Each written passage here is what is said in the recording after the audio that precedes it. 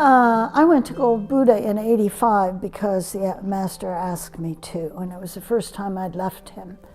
And he was lecturing every day, well, many days at CTTB, and I was going to miss that.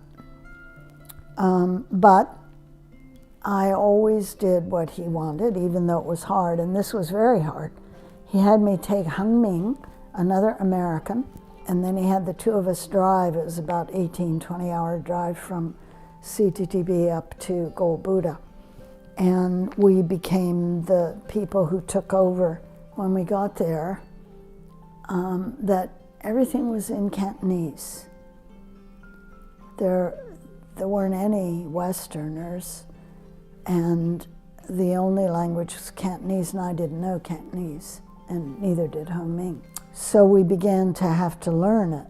I thought that when Shifu sends you away from him, that suddenly it's a big loss because you don't have the daily contact with Shifu.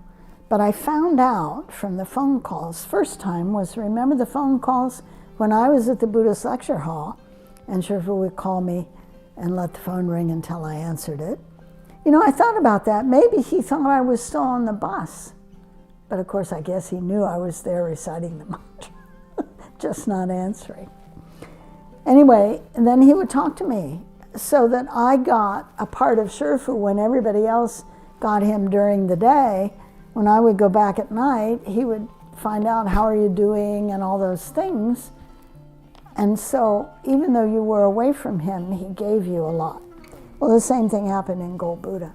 He called me a lot and taught me. So how he taught me was downstairs in the vestibule, when you first come into Gold Buddha, the old Gold Buddha, there was a desk, and we made a record of everybody who came in the door. And if they gave money, how much money, if they gave donations, we made notes. And so every day you'd have a date, and then you'd have numbers, and you'd have the number of people who came, and somebody wrote their names, okay? And the phone was upstairs.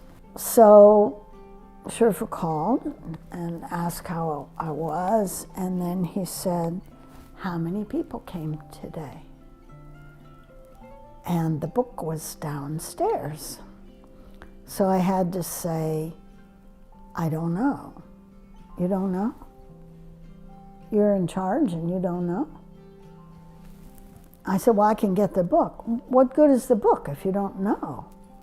Okay, so then the next time I got a call, before I would answer the phone, I'd run and get the book, right? So then I had the book. How many people? I knew. Oh, what are their names? Well, their names were written in Cantonese. It's not always the same as Mandarin.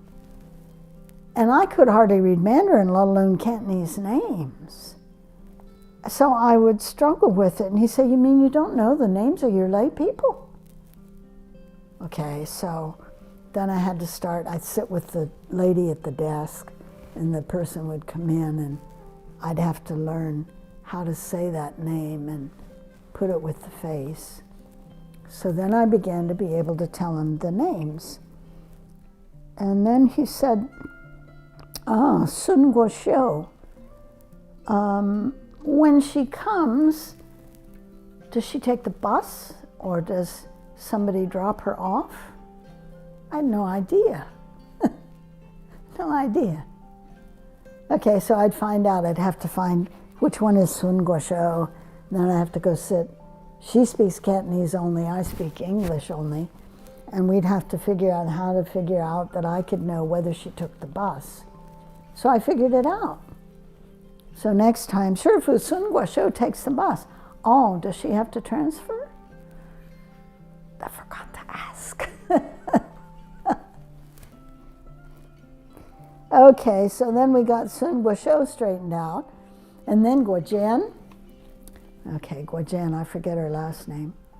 Guo Jian was here today, Shifu. Oh, Guo Jian. How many children does she have? No idea. No idea. Okay. So then next time Guo-Zhen's name comes up, I know she has girls. She has Hen and she has, what's her name? I forget. She has two girls. Oh, how many grandchildren?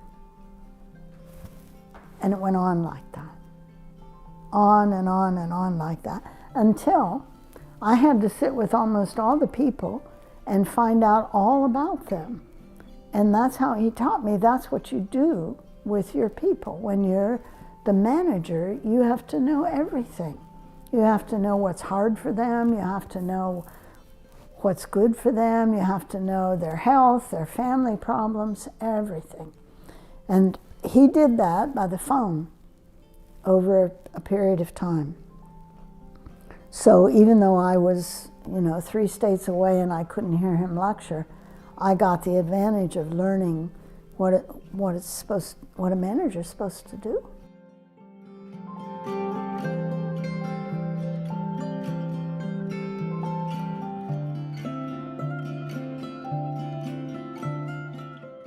做师父很不容易做的，这所有的出家的弟子、在家的弟子都要照顾，所以呢，我早就对你们声明过，你们任何人不要相信我，相信我的人我就有麻烦，相信旁人的人呢，那我就不管，相信我有什么麻烦呢？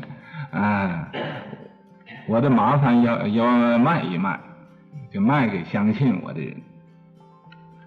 那么谁相信我就会吃苦头，就会有麻烦。那么以后大家都要聪明一点，不要叫我净给你们麻烦。